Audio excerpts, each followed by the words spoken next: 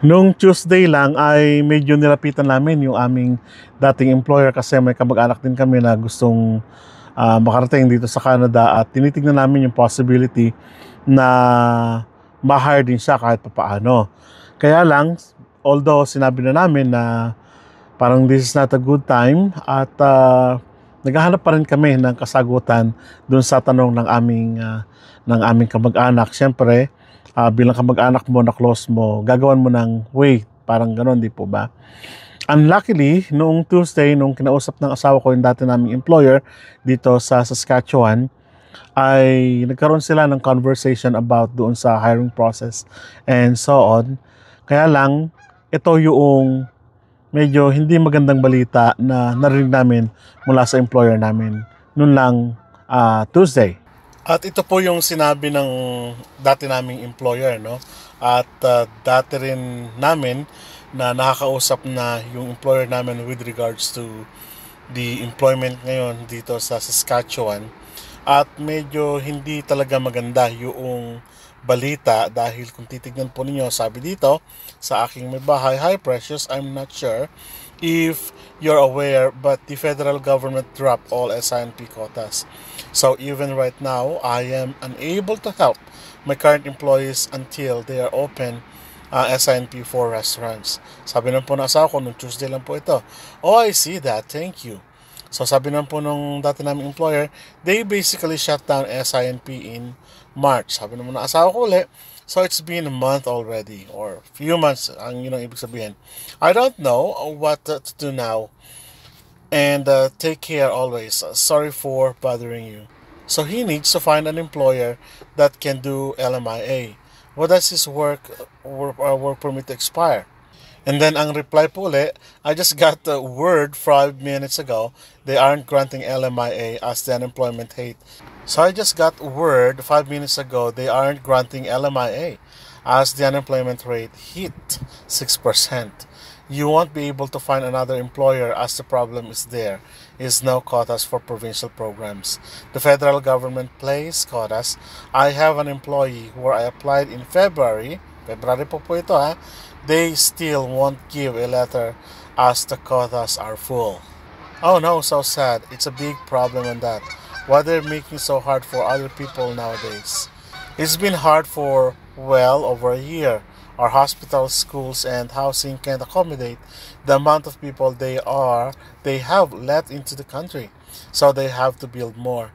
They aren't even allowing out-of-country people in for restaurant work or retail. At medyo nga talagang nalungkot din kami doon sa aming nalaman na kahit siya mismo yung mga tauhan niya ngayon ay hindi niya magawa ng paraan dahil system na ang kumbaga sumulat sa kanya na hindi o puno na yung quota niya at hindi na siya makakuha ng panibagong quota with regards to employment. So yun yung naging usapan nila na well, talagang ganon. At makikita nyo doon na sinabi niya na talagang yung quota ng Saskatchewan sa kasalukuyan ay sarado dahil nga siyempre sa dikta ng federal government at marami pang bagay, no, na siyempre sinusulong pa rin ngayon ng kampo ni Poilievre na talagang medyo i-halt na muna. At talagang nararamdaman na kasi naman talaga yung tinatawag nating epekto ng pagdagsa ng napakaraming na-hire nung mga nakararaang panahon at hindi nila na-foresee yun ang sinasabi ng ilan na magkakaroon ng problema sa pabahay, sa hospitals at sa iba pang aspeto ng pamumuhay ng mga Canadians sa kasalukuyan. Lalong-lalo na tinatawag nating mga trabaho ng kabataan sana ngayon ay napupunta na nga sa at let's say, sabihin na natin na mga taga-ibang bansa nga tayong mga temporary foreign workers na hindi sana talaga mangyayari kung kumbaga nag-unti-unti yung pagdagsa ng tao. Yun ang sinasabi ng kampo ni Poilievre. Pero kahit na ganun pa man, na factual na yung sinabi ng aming employer, hindi pa rin kami o hindi pa rin tayo naubusan ng pag-asa o nawawalan ng pag-asa na darating yung panahon na syempre ay magkakaroon din ng kaayusan o magkakaroon din ng patuloy pa rin na pag-hire at maisaayos lang sana yung mga problema ngayon na kinaharap ng Canada, pabahay. At sa totoo lang naman talaga, nung nakaraang linggo na yon ay yung director, yung asawa ng director namin ay naaksidente. At hindi namang grabing aksidente, kaya lang nagkaroon kasi ng malaking galos at yun, pinakita niya sa amin, medyo talagang nasa second degree ng skin. So pumila sila sa tinatawag nating urgent emergency at doon pa sa satellite ng satellite ng hospital namin dito sa Saskatchewan, hindi sa mga mismong hospital kundi may urgent na tinatawag natin, urgent care doon sa gawin ng north, no? At pumila sila ng alas 8 at ang sakit nun, medyo halos 3 oras daw silang pumila para maampat yung gasgas na malaki nung asawa ng aking boss sa isang trabaho ko sa daycare. At medyo nakakabahala ding isipin na sa mga ganong pagkakataon na kailangan mo ng tulong, hindi ka maasikaso, syempre, ng mga doctors and mga nurses. It's because there's a lineup, no? Syempre, first come, first serve, kung sino yung nauna, at kung sino yung 50-50, siya yung asikasuhin mo na. Kung hindi naman, kailangan putulin ng limb, that's what I mean, ay hindi naman ikaw aasikasuhin o kaya naman aasikasuhin ka pero medyo magtatagal talaga. So yun ang complaint kung minsan at karamihan ngayon ng mga nandito sa Canada na kahit na ang healthcare ng Canada ay medyo naisasakripisyo. It's because maraming ang tinanggap ng mga foreigners o ng mga temporary foreign workers at syempre bilang tao kailangan mo rin silang tugunan sa pangailangan nila sa hospitalization, di po ba? Parang ganon.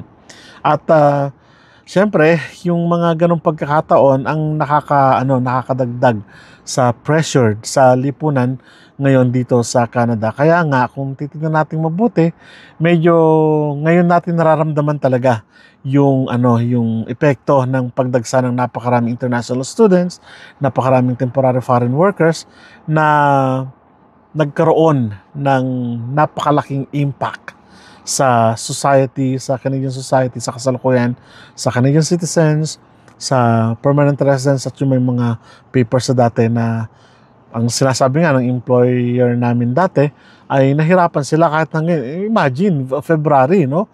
Hanggang ngayon, January, February, March, April, ilang buwan na nakararaan pero wala pa ring sagot ang government ng Saskatchewan at ng federal sa mga tauhan niya. So anong gagawin niya ngayon, di po ba? Ano ang kanyang iisipin? Siyempre, mag-stop muna siya na mag-hire ng mga tao. It's because meron pa siyang mga tao na siyempre doon sa estado na yon, So, medyo mahirap yung sitwasyon sa kasalukuyan in terms of temporary foreign workers at international skilled workers sa kasalukuyan.